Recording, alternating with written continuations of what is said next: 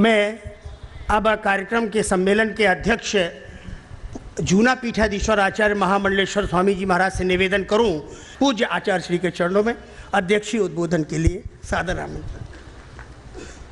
कल्याणी मधुरा मंगला मोक्षप्रदा धर्मधरा सप्तऋषि की ये पावन यज्ञस्थली, ये सचमुच एक ऐसा उत्सव सृजित हुआ जिसकी कल्पना नहीं की जा सकती थी।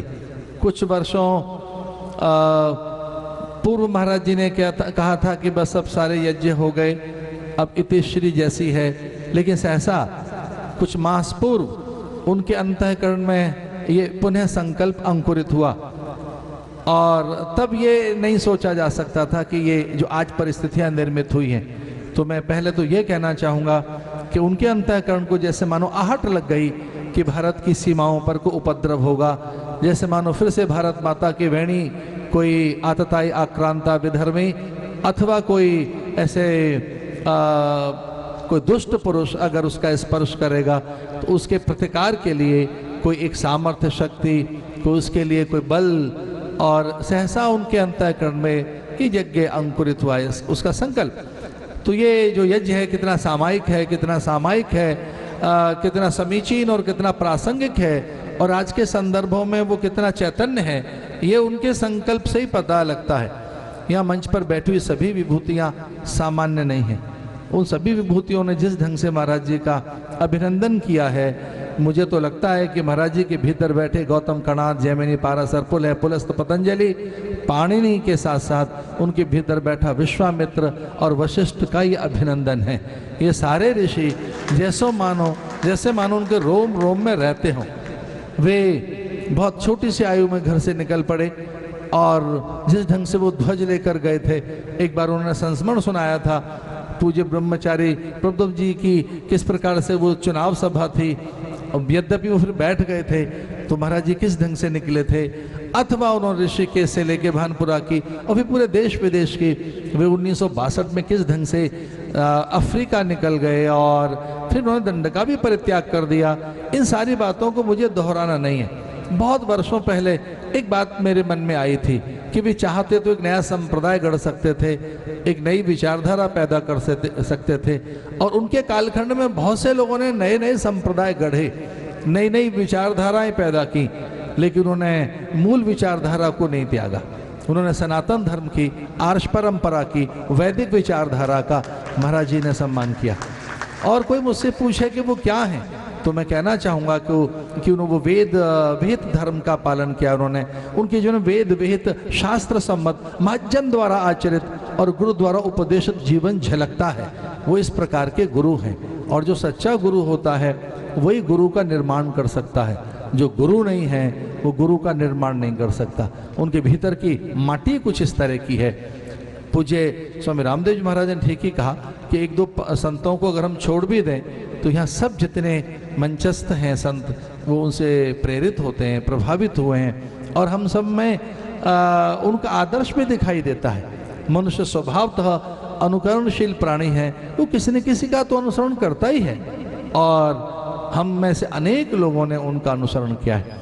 यहाँ मुझे अपनी भावनाएं व्यक्त नहीं करना है, लेकिन मुझे तो बस इतना ही कहना था कि उन्होंने कोई एक अपने भीतर सुलगती हुई आग देखी थी बचपन में, इसलिए उन्होंने राष्ट्र आराधन किया।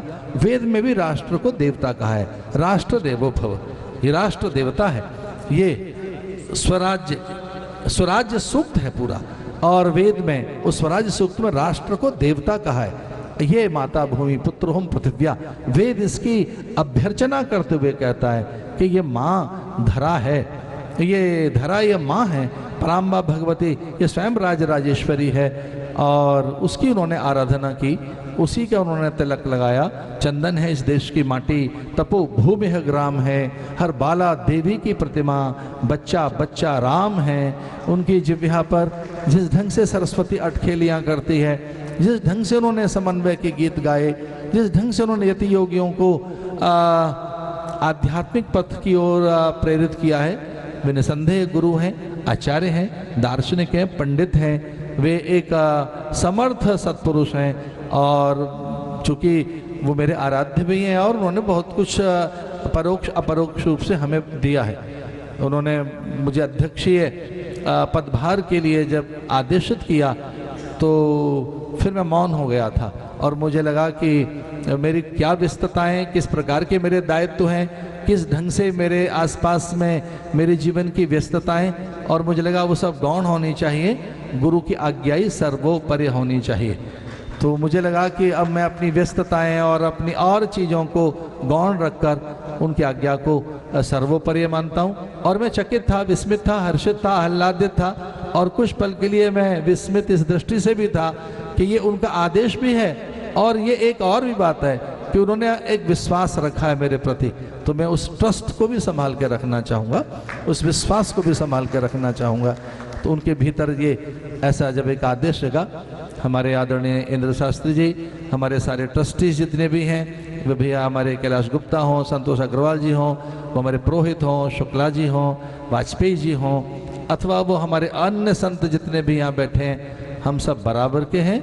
ये सच है कि उन्होंने मुझे अध्यक्ष बनाया और मैं स्वयं भी अनेक संस्थाओं का नेतृत्व कर रहा हूँ, लेकिन हम महाराज जी की आज्ञा का निर्वहन करते रहेंगे। अभी सभी लगभग संतों ने ऐसा कहा है कि हम उन्हें शतायु देखना चाहते हैं, उनका शताब्दी वर्ष मनाना चाहते हैं। मैं भगवान से प्रार्थना करता हूँ मैं ऐसा करें, पर इसमें मैं एक बात और कहना चाहूँगा कि उन्होंने जिस ढंग से जीवन जिया है, एक एक पल में वो 100 से क्या 1000 साल जिए हैं।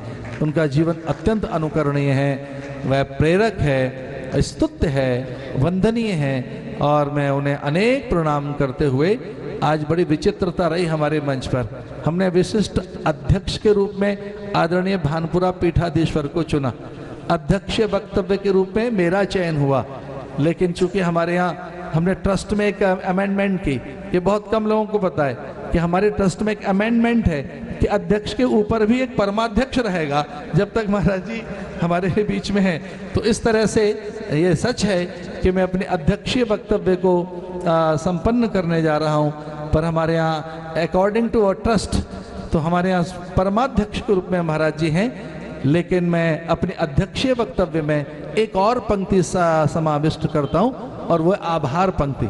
हमारे आदरणीय इंद्र शास्त्री जी कहने लगे आभार कौन देगा, और उन्होंने मुझसे कहा फिर वो आप ही आभार दे देना। तो मैं पूज्य महाराज श्री के वक्तव्य के पूर्व आपके प्रति आभार भी व्यक्त करना चाहता हूँ, विशेषकर उन पूज्य संतों के प्रति जो यहाँ मंच पर बैठे हैं, जो हमें अपने आशीष अनुग्रह देने आए, जिनकी कृपा हम अनुभव कर रहे हैं। इसी प्रकार से हमें आपके आशीष प्राप्त होते रहें। पूज्य संतों के प्रति अपने आभार व्यक्त करते हुए मैं पूज्य गुरुदेव के चरणों में प्रार्थना करता हूँ, उनका आह्वान करता हूँ कि इस राष्ट्र आराधना यज्ञ के मूल में उनका मंतव्य क्या रहा, उनकी सोच क्या रही, किस ढंग की उन्होंने कल्पना की, ये यज्ञ उनमें किस तरह से यज्ञ के भाव एक प्रकार से अवतरित हुए, अंकुरित हुए, और वो इसके पीछे चाहते क्या थे। तो वो अपने आशीष उद्बोधन में अपने मनोरथ से भी अवगत कराएं तो हमें बहुत आनंद होगा। पूज्य गुरुदेव। लगभग आज से 10 वर्ष पूर्व परमात्मा की कृपा से मैंने सैनिक शतक लिखा, उसके दोहे इस यज्ञ में चारों तरफ लिखे गए। पहले हमारे अवधेशानंद जी महाराज अवधेश मुनि के नाम से जाने जाते थे, साथ साथ रहे। एक दिन बहुत अच्छा प्रवचन किया उन्होंने। मैंने उनसे कहा, संन्यास ले लिया उन्होंने। अब उनका प्रवचन जब होने लगा और जो पर्यायवाची शब्दकोश मैंने जड़ते वो उनके मुख से निकलने लगे। मैंने विनोद में एक दिन कहा, नहीं देखो 30-40 वर्ष तक मैं निरंतर प्रवचन कर रहा, अब मैं अपने जंगल में दूसरे सिंह को नहीं आने दूंगा।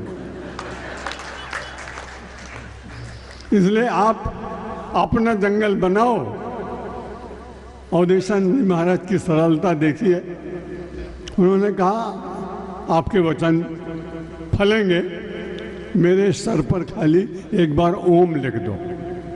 कोई आवश्यकता नहीं थी, मैंने लिख दिया। अब उनकी कथा में 20-20 हजार, 50-50 हजार लोग आने लगे। मुझे इतना आनंद हुआ। रामदेव जी महाराज को बहुत वर्षों से परिचित, तो मुझे लगा कि सब लोगों से पराजित होने में कष्ट होता है, लेकिन एक बात है, सर्वस्मात् जयम इच्छेत शिष्यात् इच्छेत पराजय। सब लोगों से तो आप जीत जाओ, लेकिन गुरु जब अपने शिष्य से पराजित होता है तब तो वास्तव में गुरु होता है। इसलिए मैं तो पराजित व्यक्ति हूँ और मान बड़ा इन लोगों के कारण, सद्गुण मुझ में बहुत ज़्यादा है नहीं, पर बहुत अच्छी बात है ये मेरे आराध्य भगवान श्री राम की कृपा कि उन्होंने अपने सारे भक्तों के दोष क्षमा करके और उन्हें अग्रगण्य बनाया। 87 वर्ष में पता नहीं कितने देशों में, लेकिन कभी एक भी दिन आपको सच कहता हूँ कि मैंने ऐसा नहीं माना कि मैं प्रवचन करता हूँ। जब प्रवचन करने बैठा राम जी का ध्यान किया और मन में सोचा कि सवेरे पूजा की थी। सगुण साकारवादी पहले से रहा हूँ, निर्गुण का निंदक नहीं हूँ, वो हमसे आगे बढ़े हुए लोग हैं, इसलिए आर्य समाज के कई संत मुझे बहुत अच्छी तरह मानते थे। महाशय खुशहाल चंद जी, बाद में उनका संन्यास का नाम दूसरा हुआ, वो लंदन में मिले। मेरा प्रवचन हो रहा था, उसके बाद मैंने उनसे आग्रह किया कि आप प्रवचन करिए, आयु में आप मुझसे बड़े। उन्होंने कहा आपके सामने एक 8 वर्ष का बालक प्रवचन करने जा रहा है। मैं बड़े विस्मय में पड़ गया। उन्होंने कहा 8 वर्ष पूर्व में गृहस्थाश्रम में था और जब मैं 8 वर्ष का सन्यासी हूँ तो मुझे इतना अच्छा लगा कि आपके साथ बोल रहे हैं। हर समय बोलने से समय आनंद स्वामी जी महाराज, वाह। तो महाराज केवल एक ही बात है कि प्रवचन करने से पूर्व मुझे लगा कि मेरे आराध्य राम, मेरी ड्यूटी लगाओ, मैं तुम्हारा चाकर हूँ, मैं तुम्हारा नौकर हूँ, आप बताओ कहाँ लगाओगे नौकरी। उन्होंने कहा आज अमुक गांव में तुझे भेजता हूँ। तब मैं अपने सारे बैठे हुए श्रोताओं में तुरंत ध्यान करता कि राम जी ने मुझे भेजा है चाकरी करने के लिए, मेरे सामने वही राम ये सब जनता के हृदय में विराजमान है। इसलिए मैंने हरदम प्रत्येक श्रोता के भीतर, पुरुष के भीतर राम का दर्शन किया और माताओं में सीता का दर्शन किया और सिया राममय सब जग जानी करो प्रणाम जोर जग पानी। आपको प्रणाम करते करते इतनी प्रशंसा प्राप्त कर ली, इतनी योग्यता तो नहीं है, लेकिन अब क्या किया जाए। जो महापुरुष इतनी अच्छी अच्छी बातें कह रहे हैं, अभी मुझे लग रहा है अगर मुझे रहना ही पड़े 100 वर्ष तक, तो जितने गुण उन्होंने मुझे बताए हैं और जो मुझ में नहीं हैं उनको मैं 7 वर्ष की साधना में पूरा करने का प्रयत्न करूंगा। पहले ही आपको बता दिया कि तू दयालु दीन हो, तू दानी हो भिखारी। भिखारी बनना बुरा नहीं है, लेकिन संसार के सामने भिक्षुक नहीं, परमात्मा के सामने भिक्षुक और अपने भीतर से बादशाह, जैसे आपने स्वामी रामदेव जी महाराज के भीतर देखे, सारी दुनिया में छा गए।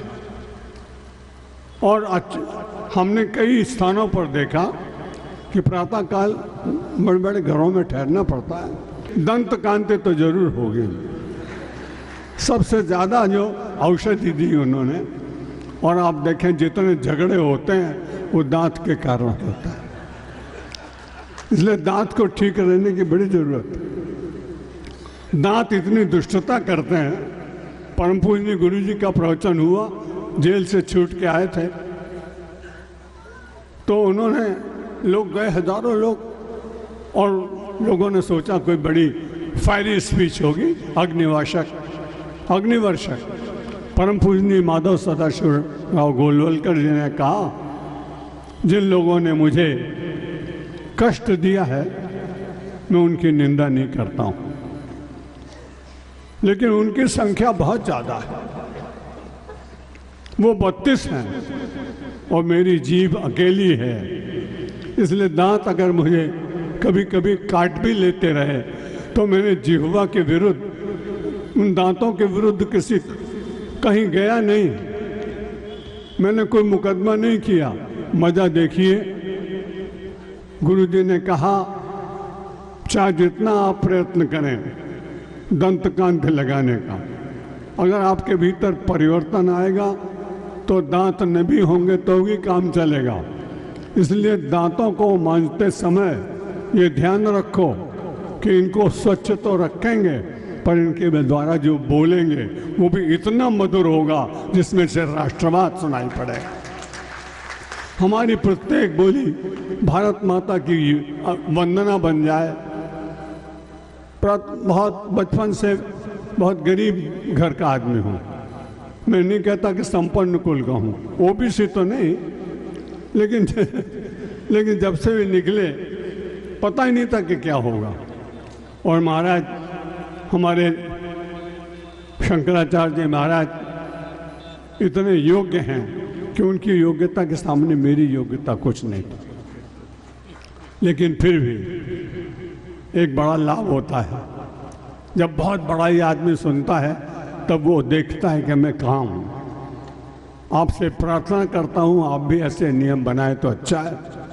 प्रशंसा एक प्रकार का पवन है, और जिसके लिए कहा जा रहा है वो गुब्बारा है। अगर वो पवन गुब्बारे में पूरी रह गई तो गुब्बारा फूटेगा। इसलिए मैं ऐसा गुब्बारा हूँ कि प्रशंसा सुनने के बाद उसको अपने भीतर धारण नहीं करता, इसलिए कोई पंचर नहीं कर सकता। अपने को मानो कि भगवान के दास हैं, सेवक हैं। उन्होंने इतनी शक्ति दी कि भारत माता का चिंतन हुआ। स्वप्न आया मेरे मन में, पगले सब लोगों ने देवताओं के मंदिर बनाए, पर तूने कभी सोचा ये देवता आए कहाँ? गंगा यमुना सरस्वती नदियाँ कहाँ आई? व्यास वशिष्ठ कपिल कर्णाद कहाँ आए? राणा प्रताप शिवाजी कहाँ आए? और ये बात 4 बजे प्रातःकाल कभी हुई सन 75 या 76 में कि तू भारत माता मंदिर बना। अब मैं जब कोई कल्पना नहीं थी तो शिकागो में रहने वाला एक पटेल महोदय मिल गए मुझे बड़ौदा में, बड़े अच्छे आर्किटेक्ट थे। मैंने उनसे कहा कि ऐसा बार बार स्वप्न आ रहा है, कैसे बनेगा भारत माता मंदिर? पैसा तो बिल्कुल ही नहीं है, 20,000 रुपये थे।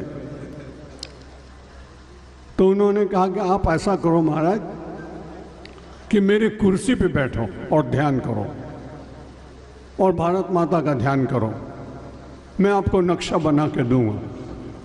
डोंगरे महाराज जी महाराज मंदिर 2-3 बनाए तो उन्होंने भी उनको भी अपनी कुर्सी पे बिठाया था। इतना अच्छा, मैंने कहा 15-20 हज़ार फीट में कहीं मंदिर बनता है क्या? लेकिन अब बार बार भगवान स्वप्न में कह रहे हैं कि तू बना। महाराज उन्होंने जो बना के नक्शा दिया, 3 वर्ष से बार बार आके देखते थे, कभी पैसा नहीं लिया। और जो हमारा पहला कॉन्ट्रैक्टर था वो केरल का था, जो लकड़ी का काम करता था वो पंजाब का था, जो मजदूर थे वो सब बिहार के थे, और जितने और लोग अच्छे थे सब विभिन्न जातियों के लोग थे। मैंने सोचा भारत माता तो हमारे श्रमिकों के भीतर है, आर्किटेक्ट के भीतर है।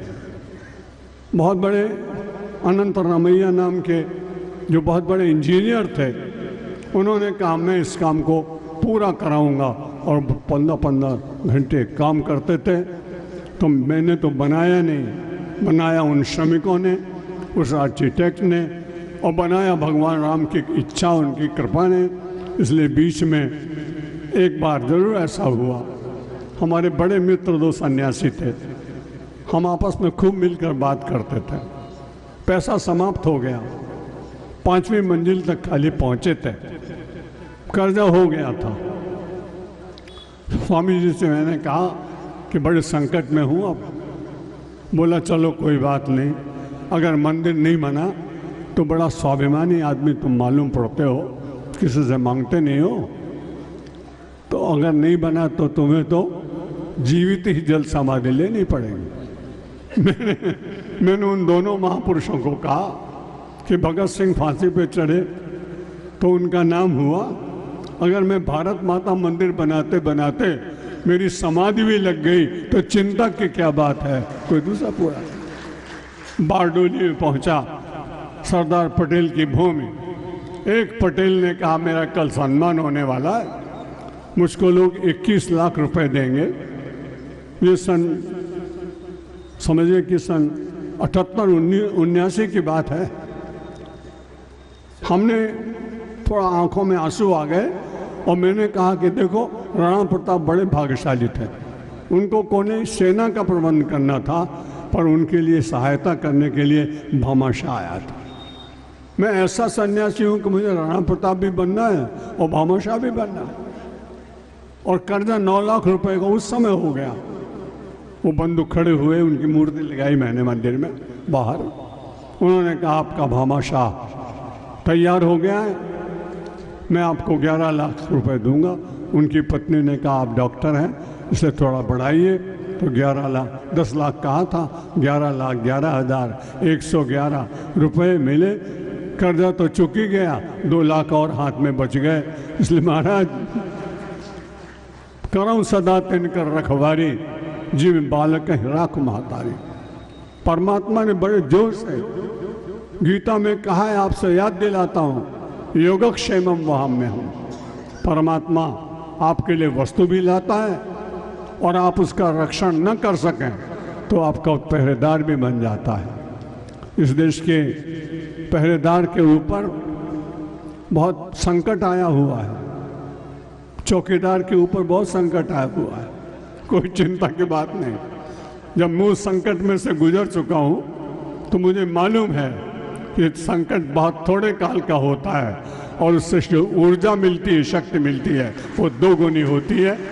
कि भारत माता निश्चित रूप से एक बार विश्व की सबसे बड़ी सत्ता और एतद् देश प्रसूतस्य सकाशादर्ग जन्मना स्वम चरित्रम शिक्षेदन पृथिव्याम सर्व मानवा। भारत ने सारे संसार को शिक्षा दी। आज मैं अपने अवधेशानंद जी महाराज से कह रहा था कि मुझसे तो बोला नहीं जाता है, बोलूँगा कैसे। बोले जब आपका मित्र माइक आपके पास आ जाएगा तब आपको जरूर बोलना पड़ेगा।